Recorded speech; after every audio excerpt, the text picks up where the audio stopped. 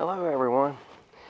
What you see here is an old pallet that I've thrown on the ground. It collects all my fire making stuff, primarily my Fatwood collection. But I also have some leftover tulip poplar from my vacation this summer. I'm allowing this to degrade so I could use it. Some pine pieces left over from a video. Candidate for punkwood char, some rocks for flint and steel, and my Fatwood processed down to various stages. But this is what I end up with that goes into the pack. These little sticks of Fatwood. That's what I'll be showing you today, how to process this down to use for making fire, especially on a damp, rainy day like it is here in Louisiana.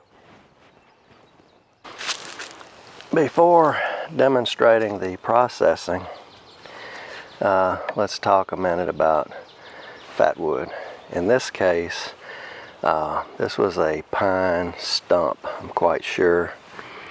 And when this tree died, it stood long enough for the sap to run down and collect in the stump and in the roots and turn into a resin, a very flammable resin. It's basically waterproof, lasts for years.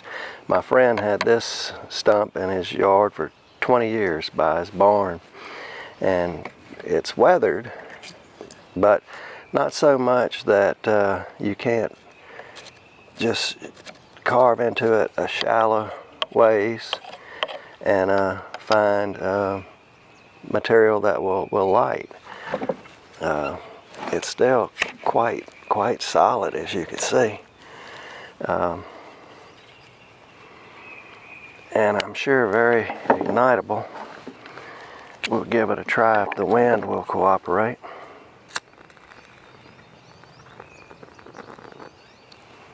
It's very windy today. Any other time in Louisiana, you're begging for a breeze. Okay. So as you can see, that's a piece of the surface material that was weathered, but not too far in. Very ignitable material. And as you can see, the black smoke indicates it's pretty rich in the rosin.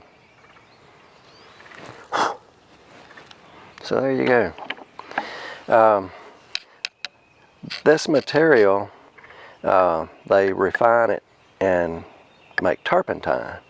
Turpentine, as I understand it, has a flash point of 95 degrees Fahrenheit. So now you know why lighter pine is so flammable. Alright, as I said, I always carry a stick of Fatwood with me.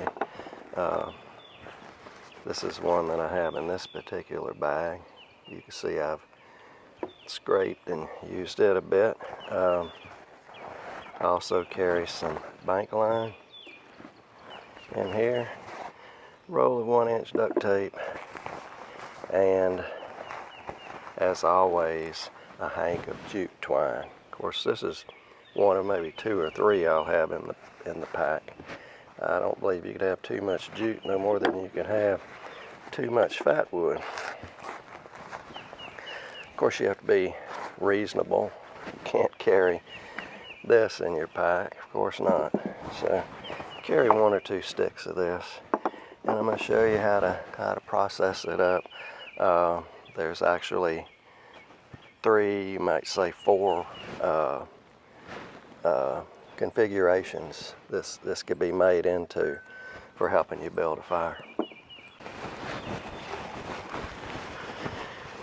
The first that I'll show you are called scrapings, where you actually use a spine from your knife. It could be any knife that has a 90-degree spine that's reasonably sharp. It could be the back of a silky saw. Just something that you could use for scraping. and it's just simply running that edge using a good firm amount of pressure, just running the spine down the fatwood, and you get very fine material.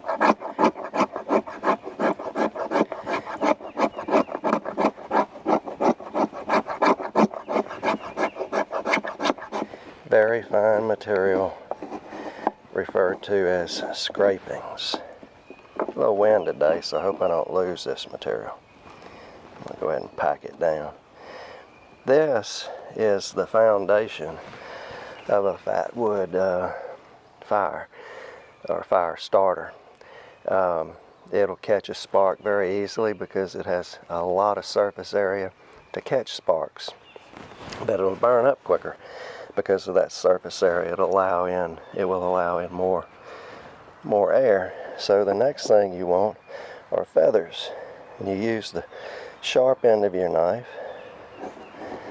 and you just run it down like this, and you're making bigger pieces than scrapings, much bigger than scrapings.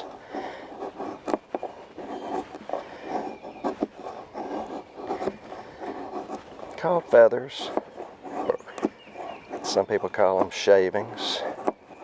It's not important, just as long as you know that they're bigger pieces and they're going to be used to sustain the fire. Once you get the scrapings ignited. So there you go, feathers or shavings. And you can mix a few of them in before you ignite, but generally you keep them off to the side and add to it as this ignites and gains momentum. The third thing you're going to end up doing is much bigger pieces. You usually baton these out. You can carve them out, and they'll actually be sticks. Let's not be lazy. Let's baton these out. I'll use this as a baton. And as you can see, you have a stick. And you can make them even smaller. And I'd recommend a few smaller ones than that. But anyway, now you have, depending on how wet your kindling is, your fire starter here, these three configurations, and the fourth could be what's left of the stick, just a big old chunk. So actually 1, 2, 3, 4 configurations. And with that, you could get some wet kindling started fairly easy.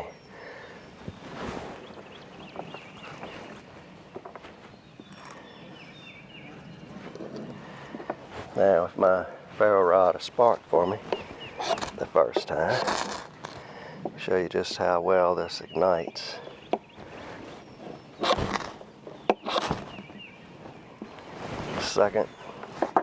Second strike. And as you can see, the bigger pieces are igniting, but if you don't add more, you would eventually not have anything left, because it'll burn quickly. Singed off my hair there. And after you get that going, you add your bigger pieces. And then of course you begin to pile on your wet kindling. And I guarantee you that's the best fire starter in the world.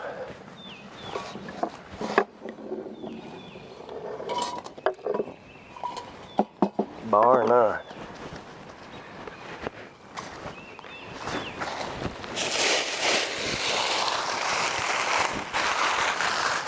These are some wet leaves. I deliberately dug down, got these wet leaves.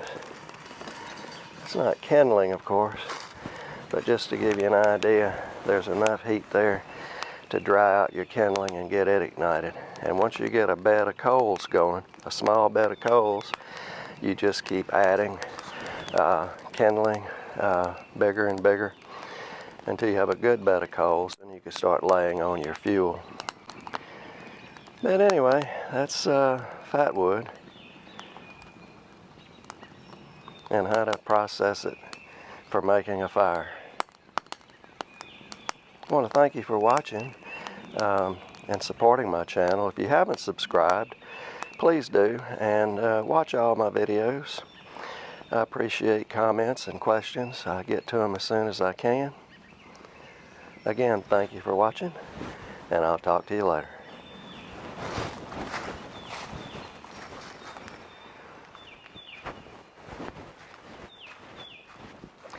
Okay, as I said before, I've always got sticks of Fatwood with me in my pack.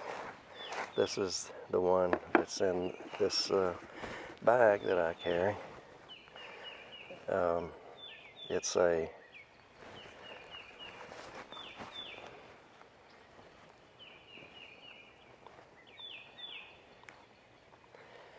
a pain in